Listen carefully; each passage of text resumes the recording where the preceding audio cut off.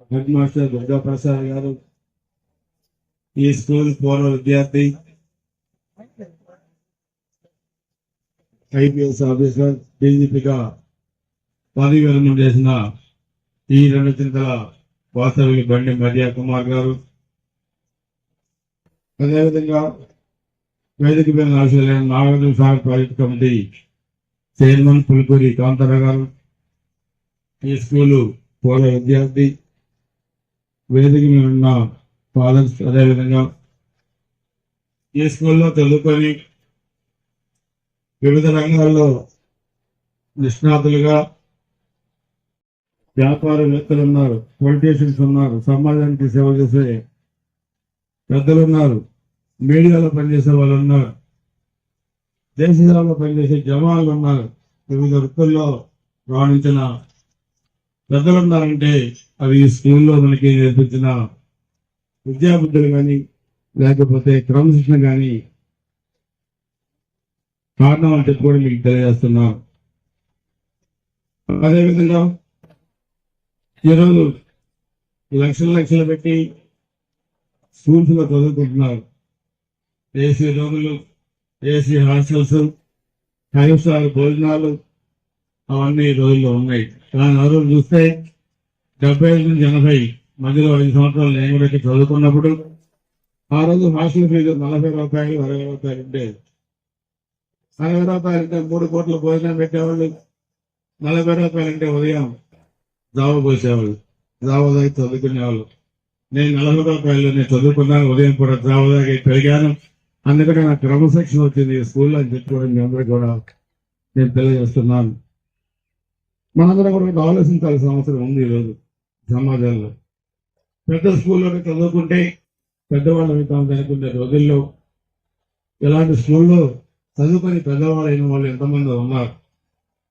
అసలు ఏ స్కూల్లో కూడా చదువుకోకుండా రాత్రులు వీధి దీపాల కింద చదువుకున్న భారత రాజ్యాంగం నిర్మాత డాక్టర్ బిఆర్ అంబేద్కర్ గారు కానీ, president of India doctor Abdul Kalam గారు కానీ, ఎంతోమంది మేధావులు ఈ భారతదేశాన్ని ఉన్నతించిన వాళ్ళు చాలా చిన్న చిన్న స్కూల్లో చదువుకున్నారు, పేదరికంలో చదువుకున్నారు.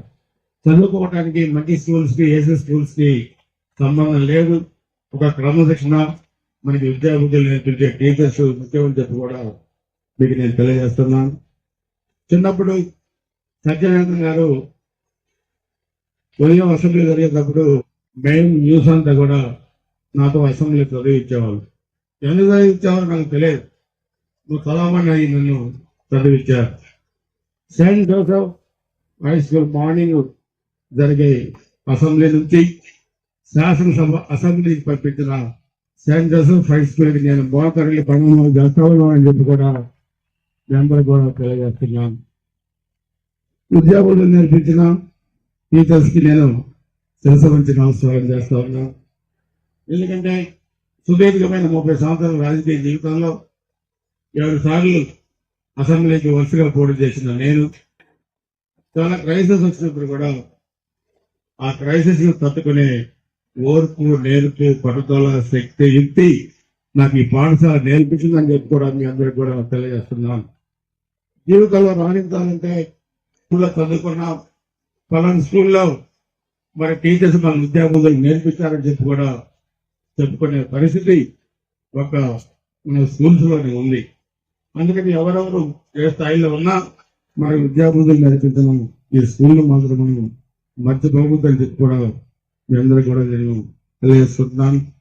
అందుకే ఈ స్థానానికి ఎదగడానికి కారణమైన ఈ స్కూల్ అభివృద్ధికి మరి ప్రభుత్వం నుంచి కానీ వ్యక్తిగతంగా నేను కానీ మా తల్లిదండ్రుల జన్మనిచ్చిన తల్లిదండ్రులు, అదేవిధంగా విద్యార్థులు నేర్పుతున్న ఈ స్కూల్కి అభివృద్ధికి ఈ స్కూల్ యాజమాన్యం ఏది అడిగినా చేయడానికి నేను సిద్ధంగా ఉన్నానని చెప్పి కూడా మీ అందరికీ నేను తెలియజేసుకుంటాం.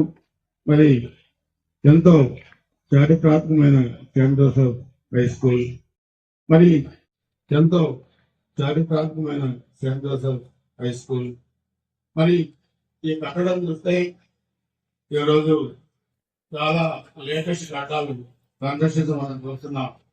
5 స్టార్ హోటల్ చూస్తున్నాం, పెద్ద పెద్ద ఇల్లు చూస్తున్నారు, కానీ ఏ టెక్నాలజీ లేని రోజుల్లో ఇంత పెద్ద పెద్ద స్టోన్స్ తీసుకొచ్చి చాలా అందంగా మరి తీర్చిది ఈ స్కూల్ నిర్మాణంలో ఆ రోజు భాగస్వాములైన పెద్దలందరికీ కూడా నేను పాదాభివందనం చేస్తా ఉన్నానని చెప్పి కూడా తెలియజేసుకుంటూ సృష్టి ఉన్నంత వరకు ఈ స్కూల్ ఉంటుంది.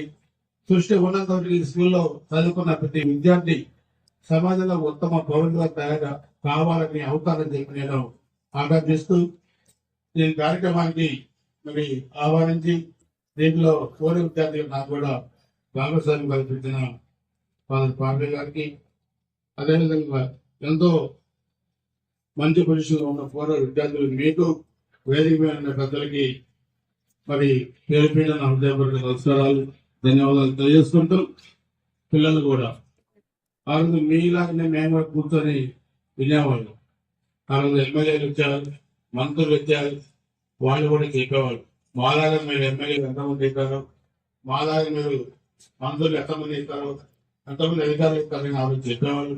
మేము ఈరోజు కూడా చెప్తున్నాం, ఈ స్కూల్లో చదువుకున్న వాళ్ళు మీరు ఇప్పుడే చెప్తున్నాం, మళ్ళీ మీరు ఎంతమంది ఎమ్మెల్యేలు ఇస్తారు, ఎంతమంది మంత్రులు ఇస్తారు, ఎంతమంది ఐపీఎస్ ఆఫీసర్లు ఇస్తారు, సమాజంలో తీర్చిదిద్దే ఉత్తమైన పౌరులుగా మీరు ఎలా తయారవుతారు వాళ్ళు చదువుకోండి. మీ తల్లిదండ్రులు మీ మీద పెట్టుకున్న ఆశలు వమ్ము చేయకుండా వాళ్ళ ఆకాంక్షలు నెరవేర్చండి, కళలు కనండి, ఆ కళలు సాకారం చేసుకోండి. అందరికీ నమస్కారం, జై హింద్.